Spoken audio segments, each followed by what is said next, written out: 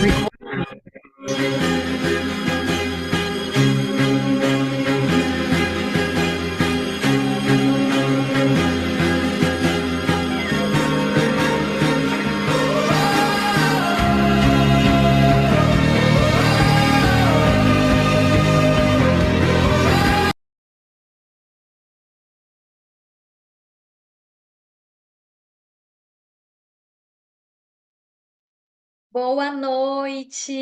Boa noite, que alegria, que delícia, gente. Obrigada pela presença de vocês que estão aqui dispostos a aprender um pouquinho mais.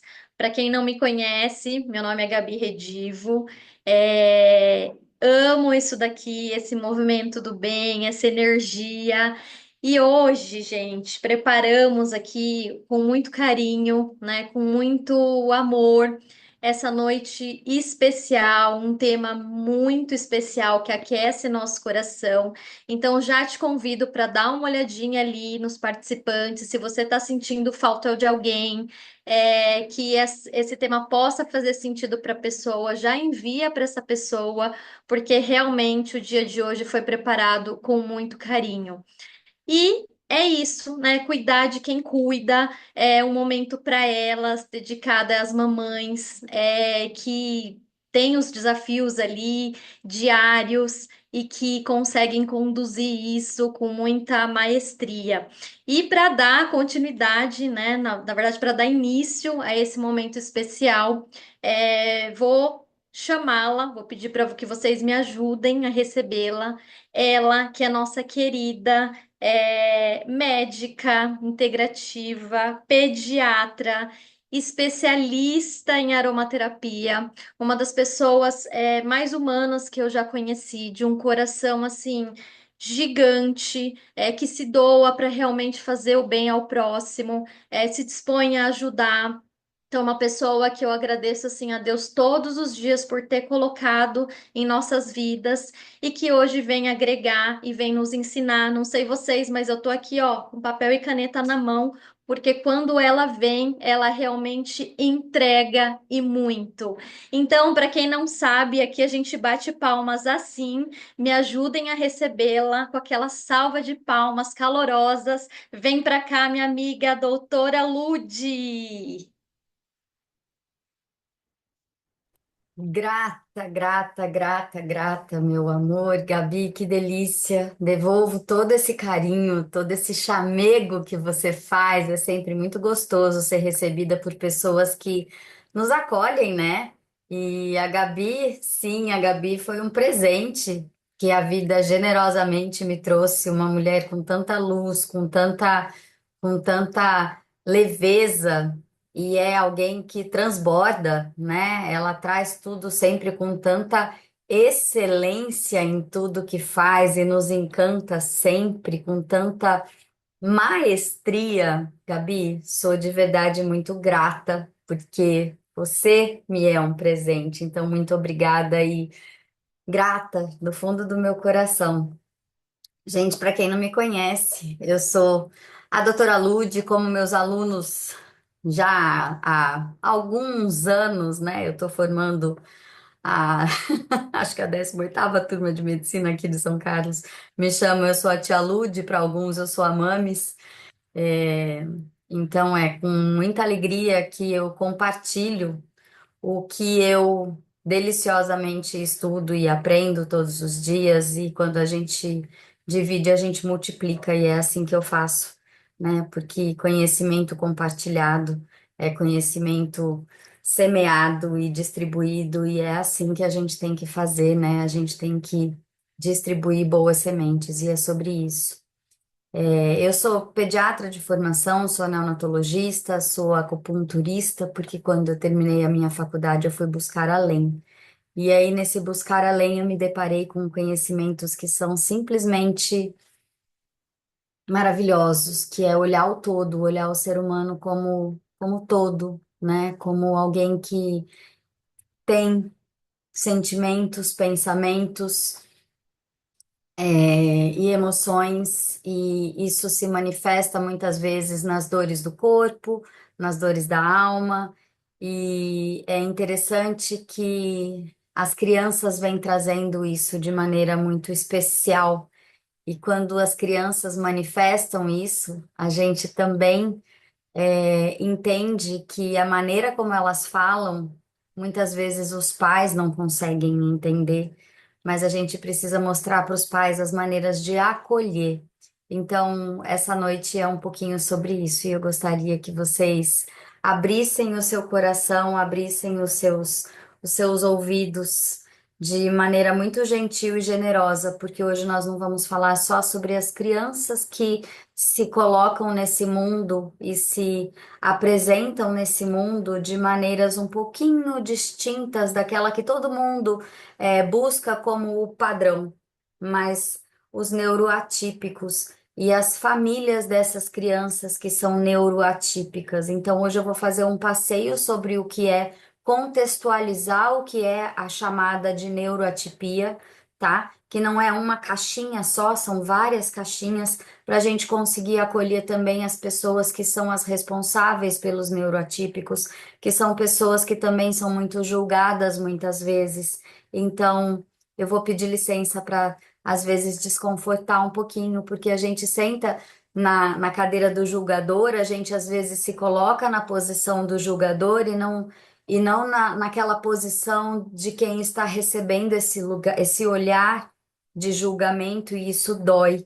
Isso machuca, isso desconforta muito, isso é realmente muito doloroso, porque a gente não tem noção do que são as situações vividas por quem está neste lugar. E é realmente muito, muito triste, muito doloroso.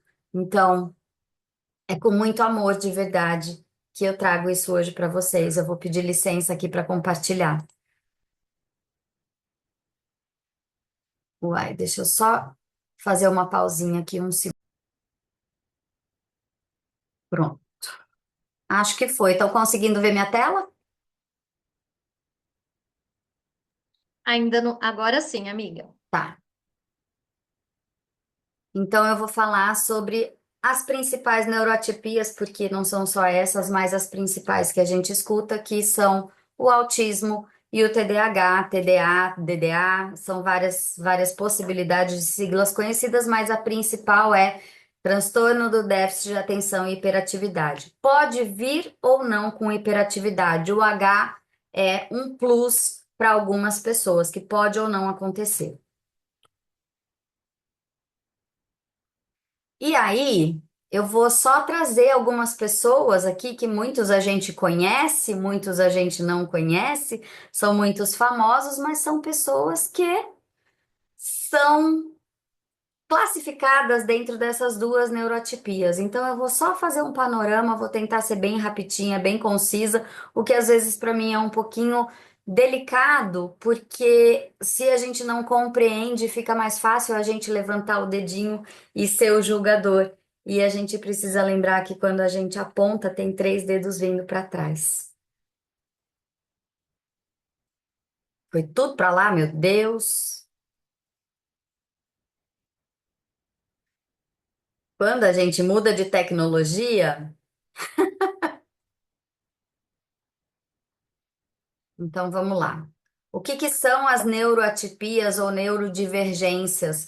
É só um jeito de falar o que é o diferente. Tem neurotípico e neuroatípico. É alguém que de repente fez um salto diferente, fez um movimento diferente daquilo que é considerado o padrão, né? E isso faz fugir do que é o esperado, tá? Seja no desenvolvimento neurológico, seja no desenvolvimento comportamental típico, tá? Então a gente olha de duas maneiras diferentes, o que é para seguir uma linha, o que é o padrãozão, né? Porque é a grande maioria das pessoas dentro do que a gente considera o que foi escrito nos livros e alguém que faz um caminho um pouquinho diferente. Opa, fugiu daquele que é o padrão, tá? Então, seja dentro da característica de cognição, então de inteligência, seja de comportamento ou de desenvolvimento neurológico mesmo, de aquisições neurológicas. Então, vamos dar um exemplo bem besta mesmo, tá? Então, é para firmar a cabeça com mais ou menos lá 2 mesezinhos, é para firmar o pescoço. Ah, não firmou com 2 meses, firmou com 6 meses. Então, esse atraso a gente olha como fugir do padrão típico. E aí, a gente começa a pensar em algumas coisas de transtornos de comportamento que não eram classificados antes em nenhum lugar, as pessoas que eram colocadas em locais de aprisionamento, porque o comportamento delas era diferente. Então, fazia uma coisa diferente, se comportava de maneira diferente. Então, tinham risos que não eram adequados para o lugar, eram pessoas que de repente tinham movimentos que não eram os adequados, não se comportavam da maneira como era o esperado. Então, eram pessoas consideradas loucas e eram confinadas em instituições chamadas hospitalares, os hospitais para doidos, os hospitais para malucos, e muitas vezes eles eram contidos. Então eram aquelas camisas de força mesmo. Por quê? Porque eram comportamentos inadequados para o considerado normal. E ficavam andando pelas ruas e tinham os tais surtos psicóticos, e aí ficavam confinados, eram os tais hospícios.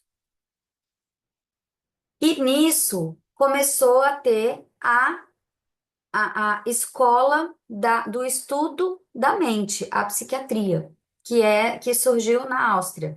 Então começou a ter o estudo disso tudo. E o primeiro que usou o termo demência precoce foi, ó, 2 séculos atrás, tá? Então isso começou a ser pesquisado, ser olhado de uma maneira diferente. Então, vamos começar a prestar atenção. E aí vieram vários, né? A partir daí começou a vir um monte de gente pensando nisso. E antes não tinha, como existem os livros de medicina, não tinha os livros que catalogavam as alterações de comportamento, as alterações de função comportamental, de função mental e os distúrbios que vinham também de alteração do corpo que se refletiam na mente. E aí, a partir da transição do século XIX para o século XX, esse psiquiatra alemão começou a escrever o Manual de Psiquiatria, e ele escreveu só as 8 edições, só.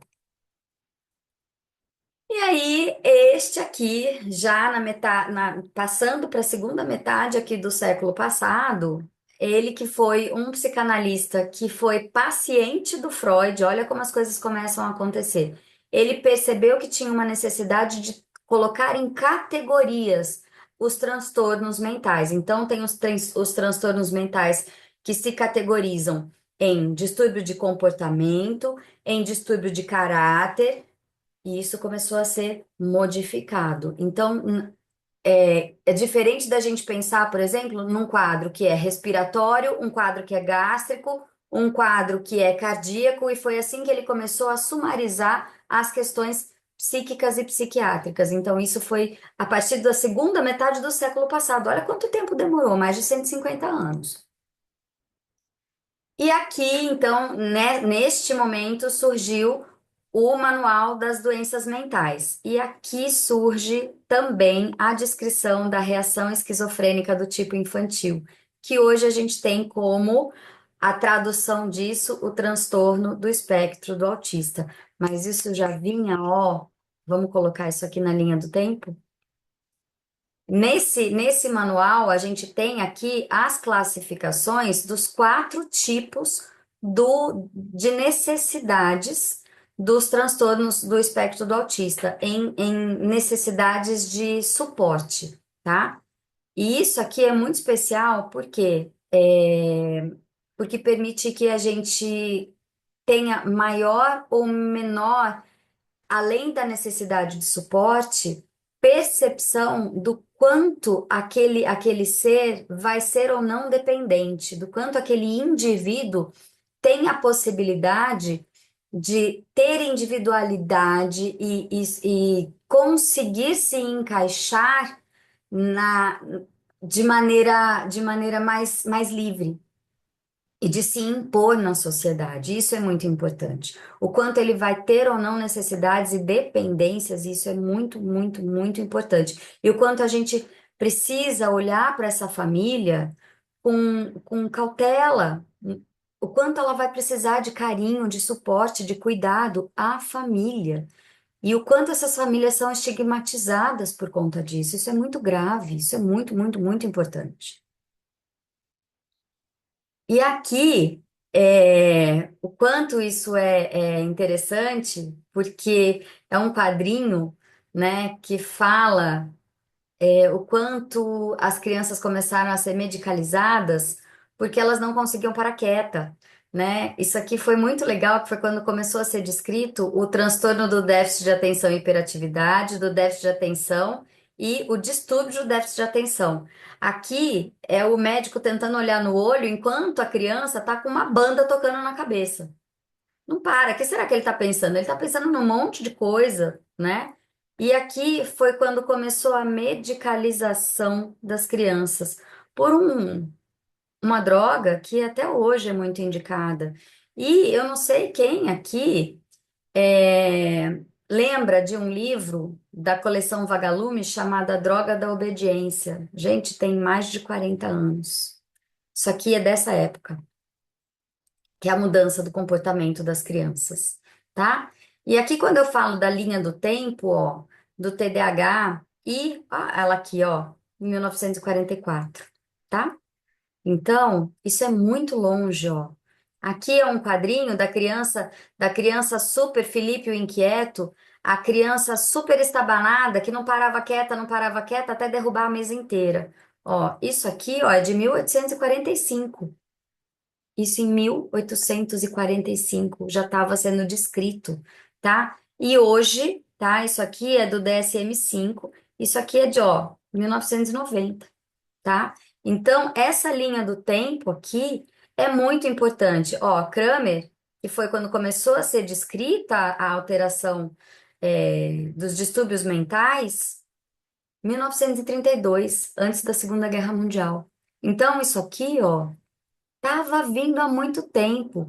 A, a benzedrina, isso aqui foi um surto de uma alteração psíquica por conta de um descongestionante nasal, foi um surto psiquiátrico na infância por conta de descongestionante nasal. Então, isso tudo é muito sério, isso tudo é muito sério. Zero filtro, as crianças que falavam tudo o que pensavam, aqui, ó, tá? Então, isso tudo é muito importante, a gente considerar que as coisas vêm sendo descritas de maneira subliminar e só agora conseguiu-se ter corpo disso, conseguiu entender. E isso tudo é bioquímica. Em 1940, foi identificado através de imagem que tem lesão cerebral, que justifica esses comportamentos. É mínimo? É mínimo, mas tem. Então, isso é disfunção bioquímica. Não é o ser inquieto e não consegue parar de realizar milhares de coisas ao mesmo tempo e não conclui as atividades porque quer, porque é mal educado ou porque não é, gente, isso é disfunção. Então, vamos baixar um pouco a guarda e olhar, presta atenção no que está acontecendo, respira e antes de atacar e falar que é falta de limite ou é falta de educação, pera, olha, vê o que está acontecendo antes de julgar. Isso é sério, aquela família tem sofrimento, sim. E aí, uma série de conceitos, a de lesão cerebral mínima, então, lá no final, na época da Segunda Guerra Mundial, que é um distúrbio neurocomportamental. Existe o sistema nervoso central aqui sendo já como avaliado como ponto central da questão, tá? Como dificuldade de controlar os seus impulsos. Cérebro, não só como o foco central, mas também como fonte de uma série de outras questões, porque a criança não consegue se controlar, e aí é o estabanado, justamente porque o equilíbrio também tá afetado. Então derruba tudo, perde tudo, não sabe onde colocou as coisas. Isso não é por vontade. Isso não é por vontade. É importante lembrar disso. E cada vez que a gente cobra essa pessoa porque você não sabe onde você deixa as suas coisas, porque você não sabe o que você está fazendo, derrubou de novo, poxa vida! Isso causa sofrimento, isso causa trauma, isso causa dor, e a pessoa vai se encolhendo, e a pessoa vai se guardando, e a pessoa vai se fechando cada vez mais dentro de um mundinho que a pessoa não quer mais sair. A gente está provocando uma timidez, a gente está provocando uma ansiedade, a gente está sendo a causa de um futuro depressivo. E aí, para a gente entender o que acontece, é a liberação de neurotransmissores. E esses neurotransmissores podem estar ou não sendo captados, ou não sendo liberados, ou não tendo a qualidade adequada. E é disso que a gente tem que cuidar, porque é lesão mínima, um neurotransmissor que não acontece da maneira adequada, e a gente pode melhorar isso. Tá? Isso aqui é uma fenda sináptica em foto de microscopia eletrônica, coisa mais linda. E os neurotransmissores que a gente mais tem que cuidar aqui, que são os de sensação de bem-estar, porque a gente não precisa provocar mal-estar em ninguém, são os de bem-estar, que é a dopamina e a noradrenalina. A noradrenalina é o que é liberado na concentração, no foco, no luta ou fuga. Eu faço ou eu não faço? Eu vou ou eu não vou? É controle, tá? São os que mais desempenham um papel importante no TDAH. E regulação de autocontrole, tá? Então, se não estão trabalhando de maneira ok, dopamina é o de recompensa imediata. E aí a criança começa a ter dificuldades. Então, a gente tem como ajudar, tem como ajudar, tem como melhorar essa vida. E a gente vai falar das ondas cerebrais, tá? Noradrenalina tá aqui, ó. Autoprocessamento, tá trabalhando pra caramba. 500 pensamentos ao mesmo tempo. Então tá aqui. Eu preciso melhorar como isso aqui tá funcionando, eu preciso conseguir dar atenção, colocar no funil aqui. Tem 500 pensamentos vindo, eu tenho que colocar no funil. Tem que conseguir organizar o foco. A concentração tá vindo um monte, mas eu preciso vir com o foco. Colocar no funil. Então vamos lá, tá? E eu preciso, as endorfinas tá aqui, ó, e a que tá mais comprometida é a dopamina. Então eu consegui, celebra. Yay! Parabéns! Celebrar essas crianças e não julgar, criticar, sabe? A palmatória.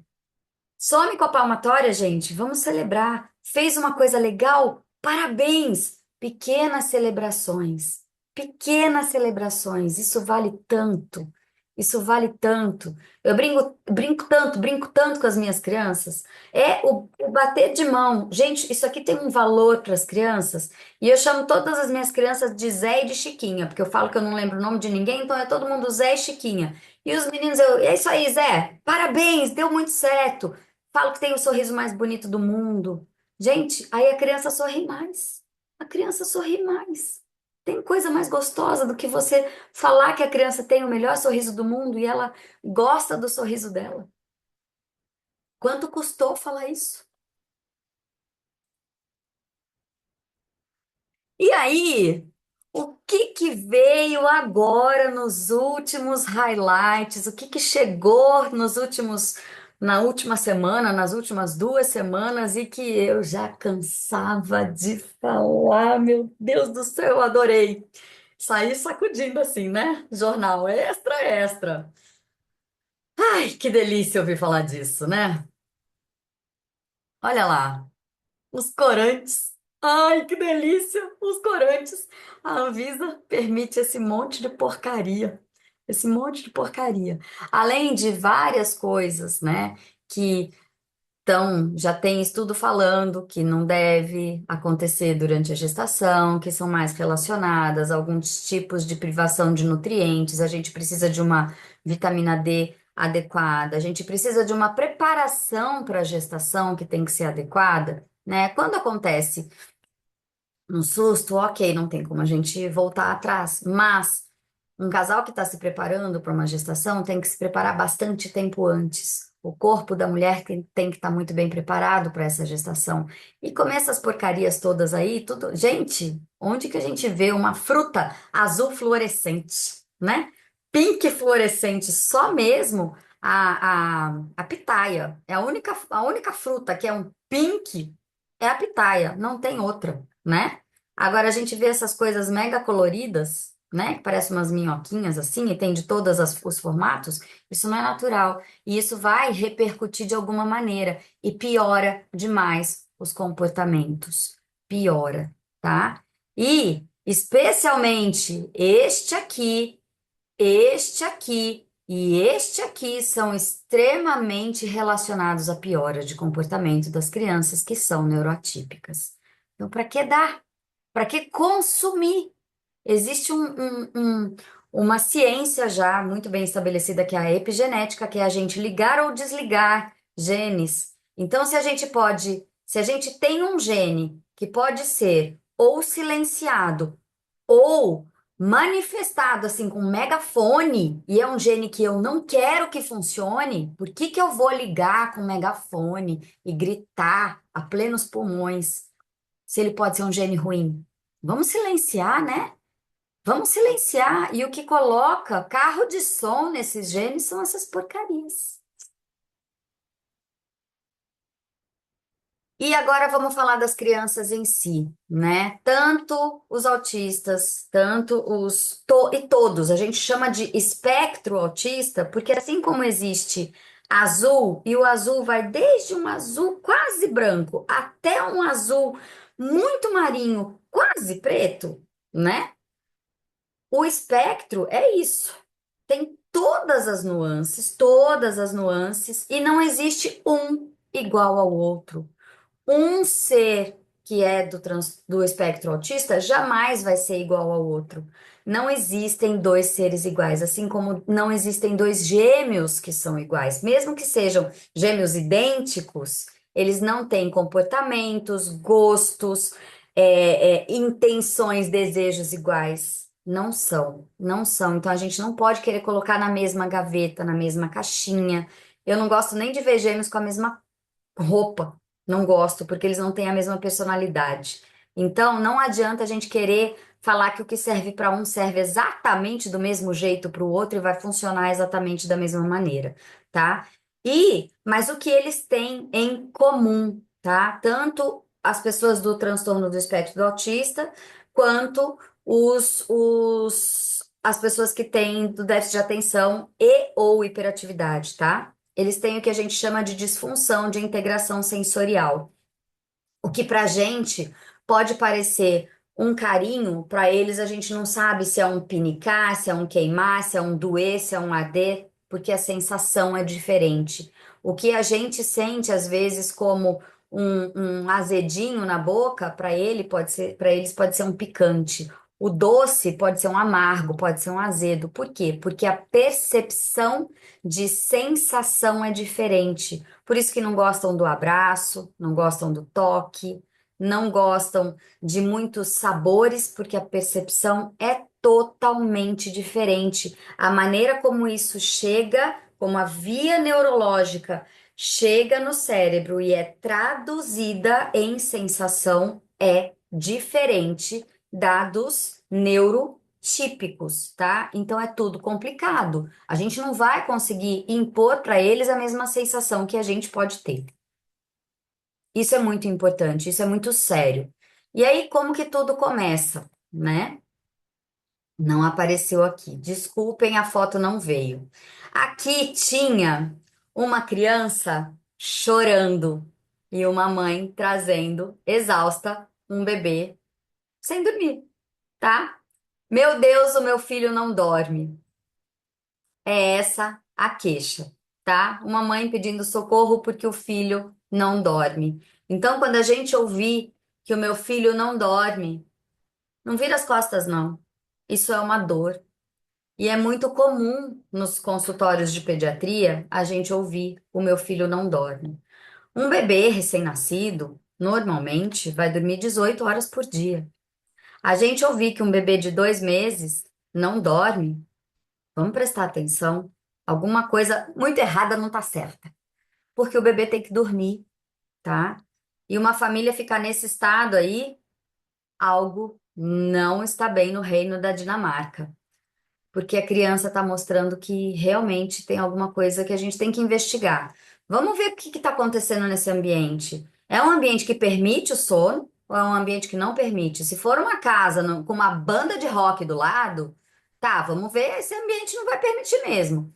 Agora, se tem uma higiene do sono adequada, se não tem luz, né? Se não tá tudo iluminado de verdade, se é um ambiente acolhedor, se a temperatura tá adequada, se não tem gente falando, não tem gente gritando, se o ambiente está adequado para o sono, por que que essa criança não dorme? Tem que perguntar. Higiene do sono é fundamental ter, tá? E a gente tem que cuidar dessas pessoas que estão exaustas, que estão chegando. Vamos ver o que essa família está trazendo. Eu entendo o que vocês estão falando. Eu sei que essa situação tá difícil, né? Vamos escanear esse cenário. Se precisar, a gente vai ver como é que é. Pede para trazer foto, pede para mostrar, pede para filmar o ambiente e o momento do sono. Coloca uma câmera e me mostra. E vamos ajustar essas ansiedades. Vamos fazer um passo a passo. Talvez não seja na primeira noite que a criança vai dormir. Talvez não durma a noite inteira. Talvez durma 20 minutos. Uma criança que não dorme, se dormir 20 minutos, se tirar um cochilo, já é uma vantagem, já é uma vitória, né? E a gente tem que melhorar o sono de todo mundo, porque se um bebê não dorme na casa, ninguém dorme. Às vezes nem os vizinhos. E aí a gente tem que começar a cuidar dos prejuízos imediatos, porque isso é o sono de todo mundo. Se ninguém na casa está dormindo, as relações estão abaladas, as estruturas em questão de trabalho também estão abaladas, porque o rendimento está menor. Se tem outras crianças na casa, o rendimento de escola está menor, os outros comportamentos dessas crianças também podem estar prejudicados, porque o neném não dorme, a criança também não dorme, aí vai para a escola, pode estar tendo repercussão de comportamento, com briga, com agressão, então tudo isso tem que ser escaneado. E a gente tem que cuidar disso tudo. E aí, considerando que a gente vai falar de cuidados do ambiente dessa pessoa, dessa família inteira, a começar pela mãe e desse bebê, dessa criança e das crianças neuroatípicas, lembra do que eu falei? Que eles têm disfunção de integração sensorial, nem sempre eles gostam de cheiro, então a gente vai começar cuidando do ambiente. Semana passada ou semana retrasada, eu atendi um autista, eu só trabalho com o difusor no meu ambiente, eu não trabalho em lugar nenhum sem um difusor comigo. E aí eu estava no pronto-socorro e eu tinha o meu difusor na sala. Entrou um autista bonitinho, querido, entrou na sala, olhou tudo. Eu gostei do cheiro dessa sala. É diferente da outra sala, a sala de espera. Não é diferente? Aí ele começou a olhar e procurar tudo. Aí ele apontou, é dali. E viu a névoa saindo. Falei, é dali. Aí ele foi lá. Posso pegar? Pode pegar. Posso sentir? Pode sentir. Eu gostei. E ele ficou à vontade para ficar na sala. Se ele não tivesse gostado, qual seria a reação? Sair, sair. Então a gente não pode colocar excessos para apresentar. Os neuroatípicos, a gente tem que apresentar com o mínimo, sempre o mínimo. Eu trabalho com um difusor que é pequeno, numa sala que é pequena. Então, pensando num difusor de 150 ml, eu coloco uma gota, porque eu sei que eu vou atender neuroatípicos ali. Então, a gente tem que apresentar aos poucos.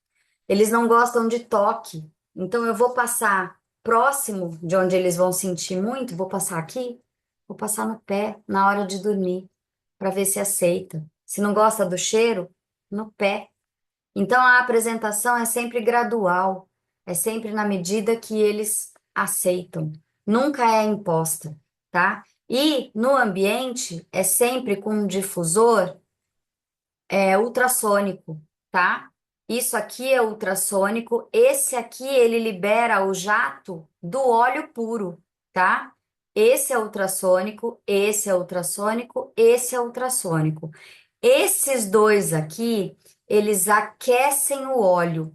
Uma vez que eles aquecem o óleo, eles desnaturam a molécula. Se desnatura as moléculas que a gente quer que façam o efeito terapêutico, ou de tranquilizar, ou de melhorar a ansiedade, ou de diminuir a irritabilidade e agressividade, se muda a propriedade dessa minha molécula terapêutica, vai ser terapêutica? Não vai. Vai só deixar um cheirinho no ar. Então, esses aqui não são indicados para efeito de aromaterapia. São só indicados para deixar um cheirinho gostoso no ambiente. E aí, isso aqui é o que a gente vê na ressonância magnética, tá? De um cérebro, ressonância funcional, tá? De um cérebro de uma pessoa típica e de uma pessoa com TDAH. Pouquinho diferente, né? Só um pouquinho mais ativo, né? Olha a enxurrada que tem. Olha o quanto mais tem de atividade, de circulação. É muito. Agora imagina querer que a pessoa fique quieta, que a pessoa tenha tranquilidade, que a pessoa fique, não, tudo bem, tô conseguindo, tá tudo certo, tá tudo certo. Não, para quieto, não consegue, não é uma questão de desejo, tá? E aí, a primeira manifestação percebida é sempre o distúrbio de sono, então a gente vai falar um pouquinho aqui de quais são os mais indicados, tá? Lavanda, sempre a lavanda, por causa da molécula principal dela, que é o linalol, tá? E é seguro para colocar no ambiente, porque vai tranquilizar e vai levar lá para a onda delta. Lá para a onda delta, que é a de profundidade. Relaxa e aumenta a produção, vai trazer aqui para a zona da acetilcolina, que passa pela alfa de tranquilidade, de fixação de conhecimento, de fixação de memórias, e depois ela traz aqui para baixo na onda delta, tá? Que é a onda de sono profundo, e aí se a gente associa ou com vetiver, ou com cedro, ou com zimbro, fica na onda delta, que é a onda de regeneração, onde tem liberação de GH, que é o hormônio do crescimento.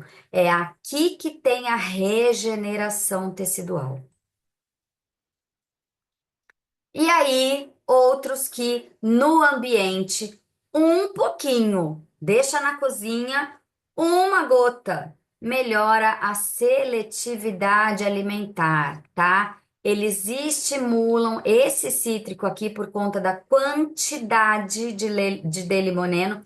Posso colocar algum outro cítrico? Sim, mas esse aqui, por causa da proporção que ele tem de quantidade de alfa-pineno e D-limoneno, a sinergia entre essas duas moléculas estimula a, as papilas gustativas e melhora a vontade e desperta a curiosidade, tá?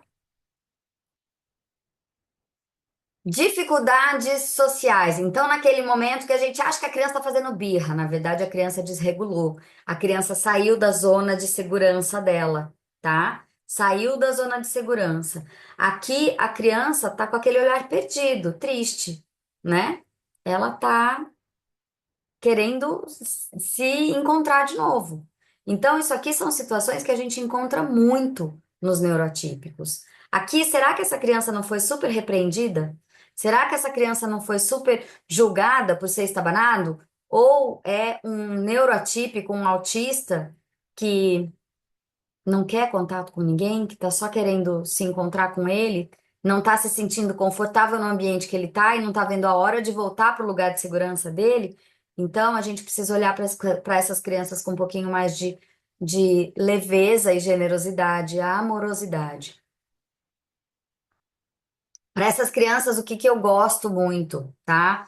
A gente tem sim os kits, tá? A gente tem os produtos do Kit Kids e isso também eu gosto muito deles para mim, tá? O Calmer, que é o que traz a criança de novo para o momento dela, tá? Tem a lavanda, tem a cananga, que é uma colheita um pouco mais crua, um pouco mais precoce do Ylang Ylang, tá? É a cananga odorata. As duas são a mesma flor. Esse aqui já é o Lang Lang mais maduro, mas eu tenho a Cananga Dorata também. O aroma é um pouquinho menos adocicado da Cananga Dorata. E ele dá muita tranquilidade. a bioquímica é distinta, são moléculas diferentes. Eu uso mais o Lang Lang porque ele dá mais serenidade, ele modula de maneira diferente o eixo hormonal. Relaxa sim e não é tão sedativo. Buda Wood é uma madeira, então traz o pé para o chão, dá aterramento. E quando tem aquelas situações de desafio, então tá com um pouco de medo, tá com um pouco de ansiedade, então bota o pé no chão e dá tranquilidade para viver. A camomila romana é bastante sedativa. Junta a camomila romana com a lavanda, a criança tem bastante tranquilidade e é um potente, é um mix bem potente para ajudar nas situações de sono. E melhora muito as situações de irritabilidade e de agitação, tá? De raiva mesmo. E todos eles são diluídos em óleo de coco fracionado, então pode passar na pele. Eu sempre oriento passar no pé, por quê? Porque às vezes eles não toleram o cheiro. No pé tá longe do narizinho, então não sente o cheiro. E vai absorver justamente por causa do óleo de coco fracionado, vai absorver, vai cair em corrente sanguínea, vai agir em sistema nervoso central e tem o efeito sistêmico que a gente precisa que tenha, porque vai agir em sistema nervoso central. Estere é o de tranquilizar no sentido de conter, tá? Naquelas situações de desregular, de sair do eixo, que muita gente chama de birra, né? Quando sai do centro, tá? Então tem o sândalo e o bálsamo, que são madeiras, então traz a criança de novo pro momento de estar contida, de se encontrar de novo. Saiu do lugar, a criança volta, tá? Tem a semente do coentro, que estimula o sistema nervoso central e reorganiza, traz de novo para. Opa, peraí, eu já sei onde é que eu tô, tá? A Magnólia acolhe, ela abraça a criança, a Magnólia mostra que tá tudo bem, tá em casa, tá? E dá o equilíbrio, tranquiliza esses sentimentos e dá o equilíbrio, tá? Também em óleo de coco fracionado. O Stevia é delicioso. O Brave é o que dá coragem, muita coragem, tá? Esse aqui é muito legal para situações de desafios, situações de ter que vencer. Então, eu não quero ir para aquele lugar, eu tenho medo daquele lugar, eu não me sinto confortável naquele lugar. É bem interessante para vencer desafios, tá? Tem a laranja, que justamente dá, né? Ajuda a sair desse lugar de não quero ir, né? Diminui o estresse do não quero ir, as dores de estômago que muitas vezes essas crianças têm pelo medo de sair desse lugar, o sândalo que dá o aterramento e diminui essa tensão toda, a cássia, que é a canela, né? Ela dá força, ela tira a astenia, ela é estimulante, tá? Esse aqui eu só oriento para crianças maiores, tá? Justamente por causa da canela. E o óleo de coco fracionado. O alecrim com uma ressalva aqui bastante importante, tá? Ele tira a gente da depressão, daquela tristeza, diminui muito o cansaço. Ele é um super estimulante neurológico, mas esse aqui eu deixo ele só com uma ressalva muito importante. Considerando que os neuroatípicos muitas vezes podem ter também o diagnóstico de epilepsia associado. Se for uma criança epilética, o alecrim está fora da jogada, tá? O alecrim a gente vai usar, sim, bastante para quem precisa de alvo, tá? Para os TDAHs com necessidade de alvo, né? Porque normalmente os autistas têm um hiperfoco muito importante, mas os TDAHs que não conseguem ter o foco e que não são epiléticos, o rosemary, o alecrim é um queridão. Aliás, o meu era pra estar aqui. O meu tá aqui. Eu não fico sem de jeito nenhum. O capim-limão, que também é um super estimulante, a gente só tem que ter um certo cuidado, porque às vezes ele dá uma irritadinha na pele, para quem tem a pele muito, muito, muito sensível. Ele melhora os processos digestivos, tá? E só de cheirar ele já ajuda. É o chazinho de capim-limão da vovó para melhorar a digestão. Ele é extremamente potente para auxiliar os processos digestivos. E ele relaxa, ele acalma. Então, às vezes, deixar ele no ambiente ajuda a diminuir toda aquela ansiedade, né? Essas questões todas que muitas vezes essas crianças voltam do ambiente de aprendizado e às vezes estão excitadíssimas, o capim-limão ajuda bastante. Às vezes até só de fazer a higiene da casa com capim-limão já ajuda bastante, bastante de verdade. Esse é um que acho que não tem ninguém que não goste de usar com os neuroatípicos todos, porque ele realmente, esse aqui é o que eu uso no meu difusor, no pronto-socorro, porque ele auxilia demais, demais as questões de ansiedade e de hiperestímulo, porque em pronto-socorro é tudo muito e são ambientes que são estranhos normalmente para as crianças. Elas estão saindo do ambiente de segurança delas, estão indo para um ambiente com pessoas estranhas, é aquela história da música, né? Festa estranha com gente esquisita. E estão indo por uma situação que elas estão contrariadas, elas não estão bem, estão indo ver gente estranha, vão correr o risco de ser picados, vão correr o risco de ser segurados por pessoas que elas não conhecem. Então, é muito estresse e a chance de desregular é enorme. E aqui eu tenho duas madeiras para colocar o pé no chão, eu tenho uma cânfora que ajuda muito a expandir, expande a respiração.